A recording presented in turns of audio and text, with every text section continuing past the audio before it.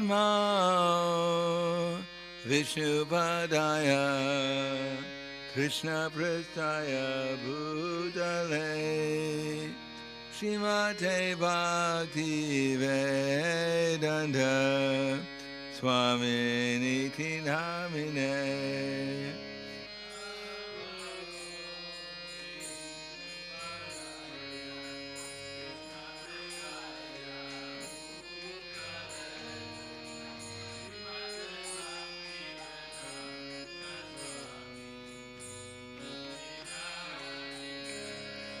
Namaste Saraswati Deve Gauravani Pracharine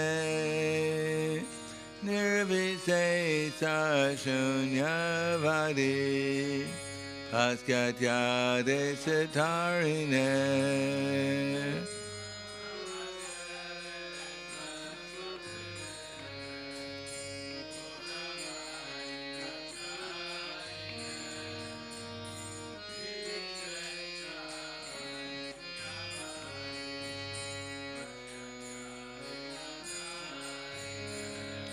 Shri Krishna Chaitanya Prabhu Nityananda Shri Advaita Gadadha Srivasadi Gaur Bhaktavrinda.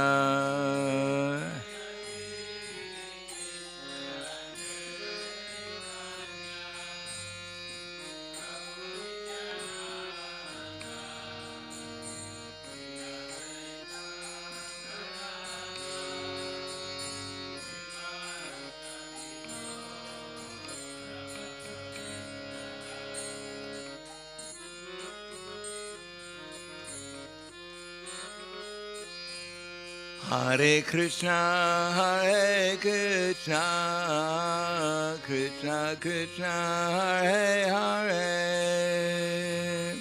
Hare Rama, Hare Rama, Rama Rama, Hare Hare.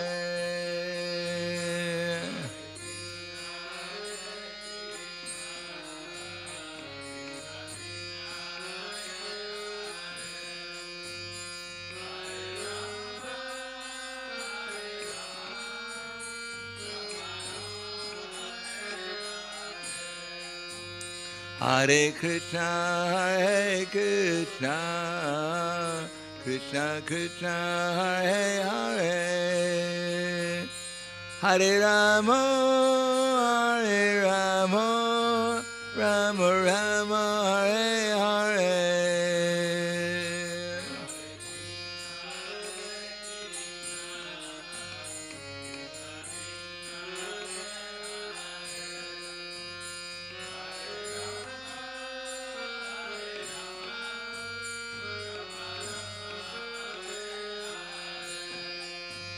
Hare Krišna, Hare Krišna, Krišna Krišna, Hare Hare,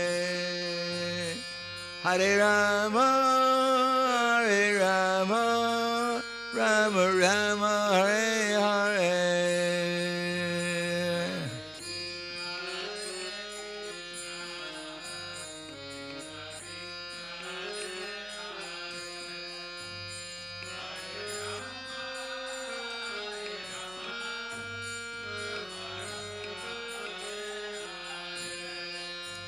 Hare Krišna, Hare Krišna, Krišna Krišna, Hare Hare, Hare Rama, Hare Rama, Rama Rama, Hare Hare.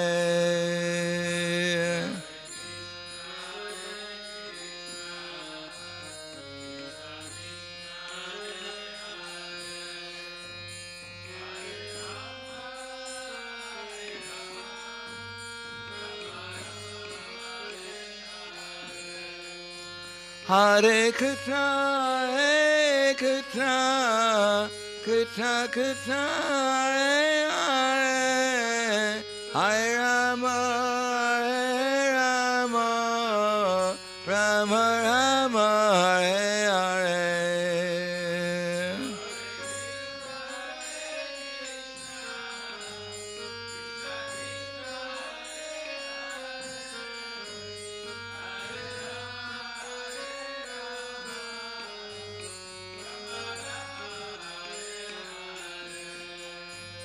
Hare Krishna, Hare Krishna, Krishna Krishna, Hare Hare, Hare Rama, Hare Rama, Rama Rama, Hare Hare.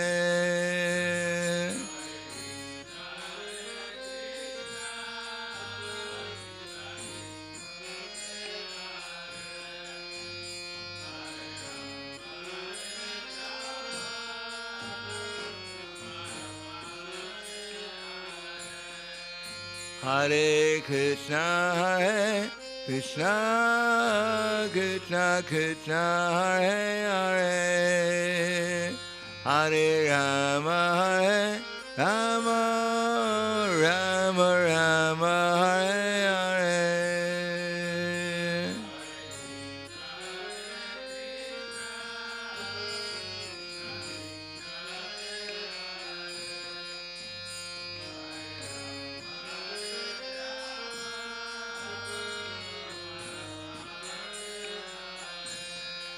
Hare Krishna, Hare Krishna, Krishna Krishna, Hare Hare, Hare Rama, Hare Rama, Rama Rama, Hare Hare.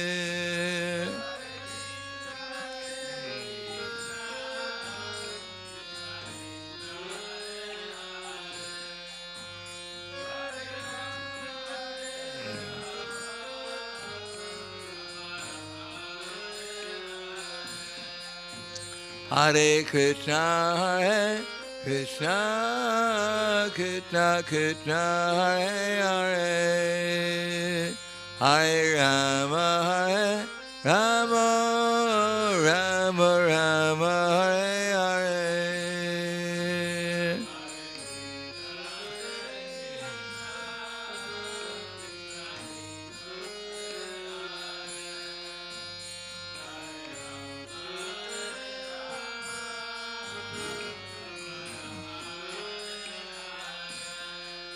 Hare Krishna, Hare Krishna, Krishna Krishna, Hare Hare, Hare Rama, Hare Rama, Rama Rama, Hare Hare.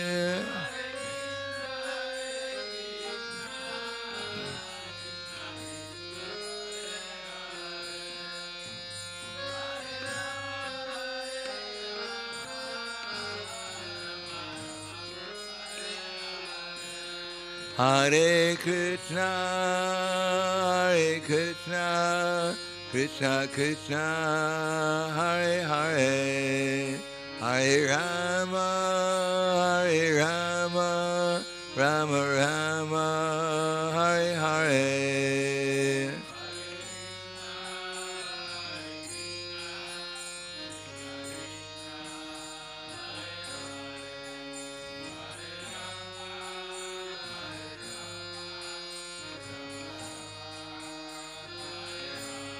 Hare Krishna, Hare Krishna, Krishna Krishna, Hare Hare, Hare Rama, Hare Rama, Rama Rama, Hare Hare.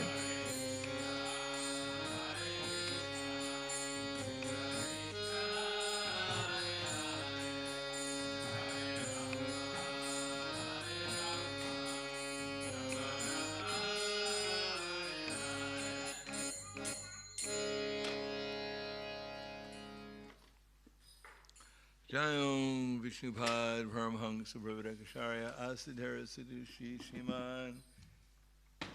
His Divine Grace Sri Bhaktivedanta Swami Raj Srila Prabhupada Ki Jai. Gaur Premanande Hariva Slava Zabrani Bhaktam Slava Shri Guru Shri Guranga. Om Agyana Tivanandasya Gananjana Salakaya Chaksur Militam Yena Tasmai Shri Guruve Namaha Shri Chaitanya Manobhishtam Stapitam Yena Bhutale Swayam Rupa Kadamayam Dadati swapadantikam Bandeham Shigara Shiyuta Parakamalam Shigurum Vaishnavam Scha Shirupam Sagrajatam Sahagana Raghunatam Vitam Tam Sajivam Sadvaitam Sabadutam Vrijana Saitam Krishna Chaitanya Devam Shri Radha Krishna Padan Sahagana Lalita Shiva Sakan Zvitamscha Hey Krishna Karna Sindhu Dinabando Jagapate Gopesha Gopika Kanta Radha Kanta Namostute Tapta Kanchena Gaurangi Radhe Vrindavaneshwari Prishubhanu Sutta Devi Pranamami Hari Priye Panchakapa Drivyascha Kripa Sindhu Vyevacha Patidanam Bhavanebhyo Vaishnavebhyo Namo Namaha Shri Krishna Chaitanya Pranitananda Shri Advaita Gadadhar Shivasadi Gaura Bhaktivinoda Hare Krishna Krishna Krishna Hare Hare Hare Rama Rama Rama Hare Hare Om Namo Bhagavate Vasudevaya Om Namo Bhagavate Vasudevaya Om Namo Bhagavate Vasudevaya Bhagavad Gita as it is, chapter 3, Karma Yoga, text number 6. Karmendriyani samyamya yaste manasa smaran Endriyartan vimudatma Mityachara Sauchite Karmendriyani samyamya Yaste manasa smaran Endriyartan vimudatma Mityachara Sauchite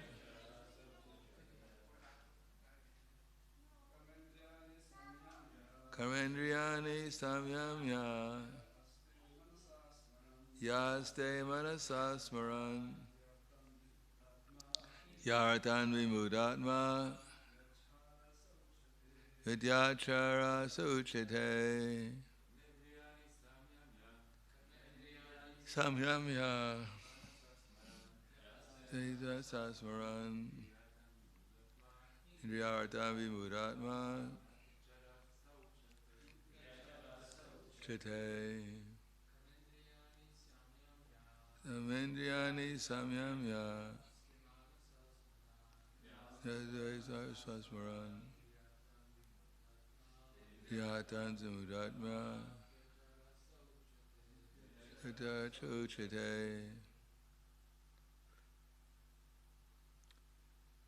Would you like to try, Mataji? Would you like to read the verse? Okay. Karma Indriyani, the five working sense organs. Do we have a translator? Oh, you're the translator. Samyamya, controlling. Ya, anyone who. Aste, remains. Manasa, by the mind. Smaran, thinking of. Indriya artan, sense objects. Vimuda, foolish. Atma, soul. Mitya achara, pretender. Sa, he. Uchite, is called. Translation and purport by His Divine Grace, A.C. Bhaktivedanta Swami Srila Prabhupada. One who restrains the senses of action, but his mind dwells on sense objects, certainly deludes himself and is called a pretender. Purport: there are many pretenders who refuse to work in Krishna consciousness, make a show of meditation, while actually dwelling within the mind upon the sense enjoyment. Such pretenders may also speak on dry philosophy in order to bluff sophisticated followers. But according to this verse, these are the greatest cheaters. For sense enjoyment, one can act in any capacity of the social order. But if one follows the rules and regulations of his particular status, he can make gradual progress in purifying his existence. But he who makes a show of being a yogi while actually searching for the objects of sense gratification must be called the greatest cheater, even though he sometimes speaks of philosophy. His knowledge has no value, because the effects of such a sinful man's knowledge are taken away by the illusory energy of the Lord. Such a pretender's mind is always impure, and therefore a show of yogic meditation has no value whatsoever. So the verse again. Karmendriyani samyamya yaste manasas smaran indriyarta vimudatma mityachara suchite. One who restrains his senses of action, but his mind dwells on sense objects, certainly deludes himself and is called a pretender. Namo Vishnu Padaya Krishna Prasthaya Bhutaya Srimate Bhaktivedanta Swami Namane Namaste Saraswatundeve Gauravani Vacharane Nirvishesha Srinivadi Paschatyade Siddharane. In the introduction to the Bhagavad Gita, Prabhupada mentions that we work not with our body, but we actually work with our mind and intelligence. That according to where our intelligence is, how we see things, that's where our mind will wind up. According to our intelligence, how we see things, that's how our mind will understand things. And according to how our mind and intelligence sees and feels things, then naturally we'll act accordingly. Now here it doesn't mention that one is doing anything. In the sense externally, one is restraining the senses of organs of action, but within his mind, one is thinking of material enjoyment. So the aim of the soul, of liberating the soul, is not to stop the activities externally, but to actually change the consciousness from material consciousness to Krishna consciousness. Part of that is developing one's intelligence to understand that everything here actually belongs to Krishna, and therefore everything should be utilized in Krishna's service. Nirbandha Krishna Sambandhe Yukta Vairagi Uchite Anasaktasya Vishayan Itarham Upayunjitaha Nirbandha Krishna Sambandhe Yukta Vairagi Uchite. One who's unattached, Anasaktasya Vishayan, to the sense objects of the senses, Anasaktasya Vishayan Itarham Upayunjitaha, but Nirbandha Krishna Sambandhe Yukta Vairagam Uchite. But utilizes the objects of the senses in Krishna's service, then he actually becomes liberated. Prabhupada gives the example that if someone is walking in the street, he finds a wallet full of money. So a dishonest person will pick up the wallet and walk away, pretending that now he's the owner. A person who's not dishonest, he'll simply leave the wallet there because he doesn't want to get entangled in stealing. But a person who's not only honest but intelligent, he'll pick up the wallet and he'll find the actual owner and give it to him. So the first person is the thief. He certainly is not in a very good position. The second person is not a thief, but he's not very intelligent. He doesn't know how to properly utilize what's presented to him. But the third person is both honest and is wise. So similarly, the material world has a purpose. It wasn't created by accident. The purpose is to give us an opportunity to utilize it in Krishna's service. Now, a dishonest person will deny the existence of Krishna and try to utilize the world for one's own pleasure, which is found only, it's one's attempt to find happiness in the world is found through sense enjoyment. Now, for the conditioned soul, sense enjoyment is quite significant because it's the only enjoyment. And by nature, we're all enjoyers. But compared to the enjoyment we're actually looking for, it's considered to be insignificant. Still, if you're in a desert and you're dying of thirst, even one drop of water is greatly appreciated. So similarly, in the material world, where we're anxious for happiness, even a little experience of happiness is greatly appreciated. But because there's no knowledge that there's an actual possibility of getting unlimitedly more happiness, therefore the conditioned soul simply punak punas charvata charvananam, simply choose to chew, does the same thing over and over again, hoping that this time he'll find more happiness than he did the last time. As a matter of fact, the whole world is full of propaganda that it is possible to be happy in the material world through sense enjoyment. You just need enough money, and enough prestige, enough control, and happiness will flow like the Ganges. But we find that people with the greatest opportunities for sense enjoyment and control, sometimes they're the most miserable.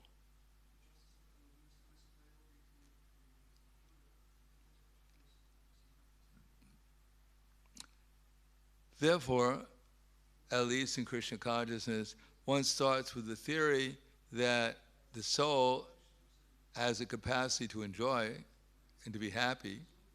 Otherwise, why would we be so anxious to get happiness and enjoyment, even through the limited possibility in the material world, because that's actually our nature. Therefore, the theory is that to put the mind on something other than sense enjoyment, that is, having the senses come in contact with their objects, which an intelligent person will understand, yehi samsparshita bhoga, dukkha yona evate, adyantavanta konteya nateshu ramate buddha. An intelligent person doesn't take part in the sources of misery, which are due to contact with their objects. O son of Kunti, such pleasures have a beginning and an end, and so the wise person doesn't delight in them. There's a certain amount of sense enjoyment we're destined to have. For instance, eating is sense enjoyment.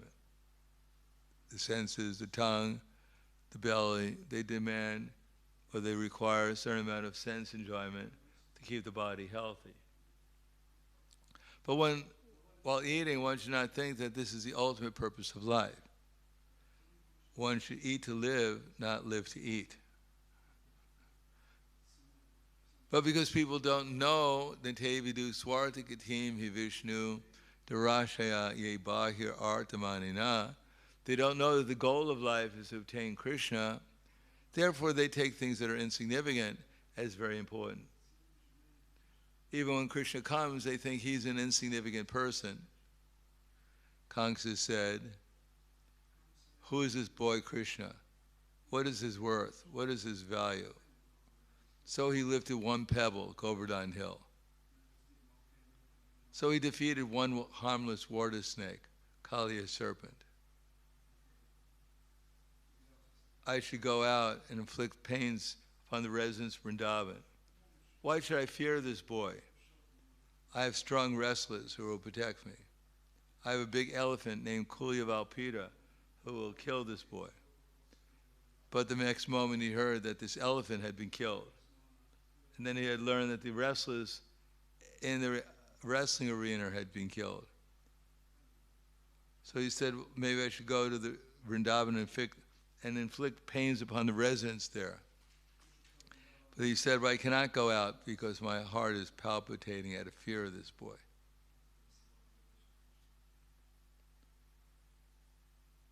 So one may imagine so many things that will bring one happiness. One may criticize Krishna, think he's an ordinary personality, he's a peer in the material world, he's a cowherd boy.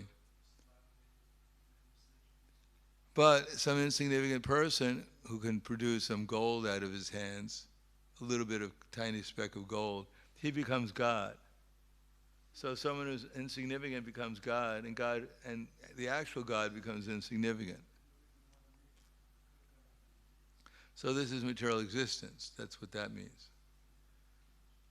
If someone is just, as it said, Shravidrahosra Karara Samstuta Purusha Pashu Yat Karman Patiyo Peto Jata Namagadagraja. That men who are like hogs and dogs and camels and asses, they worship the bigger hog, the bigger dog, the bigger camel, and the bigger ass. But they never worship the Supreme Personality of Godhead, who actually is the controller of everything.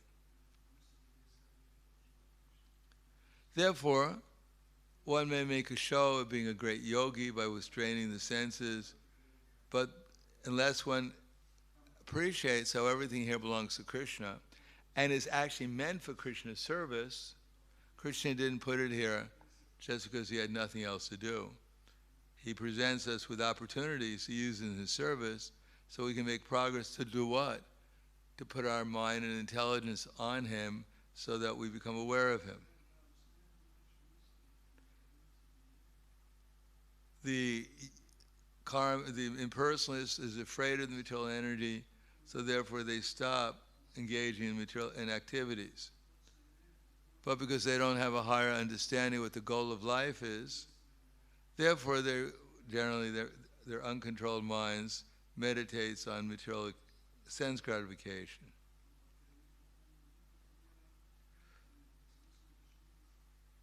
They think, well, I'm hungry, I should eat, but I'm supposed to be a great yogi, so I'll have to fast. So what am I not? I have to think. I'm not going to think about pizza or ice cream or gulab jamuns. I'm not going to think about these things at all, although I'm really hungry, and etc. So trying to become avoiding the sense objects, one actually dwells on them even more than one would normally do. Because one imagines how wonderful it would be. Probably gives the example of the devotee who before the feast, well actually one time Sri Kirti Prabhu came to him and told him, Prabhupada, I'm sorry I can't travel with you anymore because I just got married. So Prabhupada said it's just like the man who before the feast, he thinks I can't wait for the big feast and then I'll actually enjoy all those preparations. And then the feast comes, he's so anxious to enjoy that he eats too much and gets sick. Then afterwards he laments, oh, if there was no feast, I would be healthy, I'd be all right, I wouldn't suffer so much. I'm so sorry I went to the feast. So that's material life. We're so anxious to enjoy in the material world because we have to enjoy something. But then generally we enjoy too much and we lament, why did I try to enjoy? Or as they say, marriage nowadays, because it's based simply on sense gratification for the most part, therefore marriages which begin by courting each other, getting familiar, usually wind up in court, getting divorced after some time.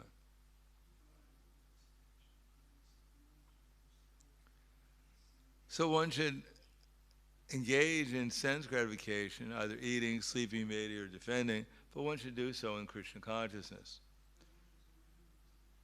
And therefore one will be able to understand, yes, there is some little pleasure in sense gratification, which I need for my senses to be properly maintained, but there's a much higher pleasure in remaining in Krishna consciousness, even while trying to enjoy the objects of the senses.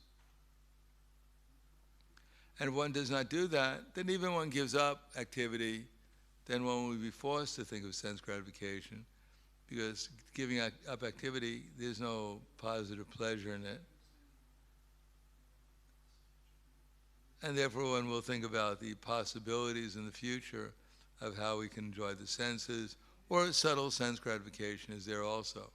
Profit, adoration, distinction, or subtly imagining oneself. Because the whole material world is just an imagination. To be enjoying in the material world. To be someone, one may be an insignificant beggar, but one may imagine himself to be the king of the universe and take pleasure in ordering the rest of the inhabitants here in different activities. Because after all, even if one becomes the king of the universe, one is not actually the doer, it's also imagination. And therefore, whether one is in Maya on the gross platform or the subtle platform, it's all the illusory potency. One is simply imagining oneself to be something one is actually not. Either we go to the party in a Frankenstein suit, pretend we're Frankenstein or Dracula, or within our mind we pretend we're Dracula, Frankenstein. There's not much of a difference. Unless you're actually Frankenstein or Dracula. And even that's an illusion. I'll stop there. Any questions? Yes.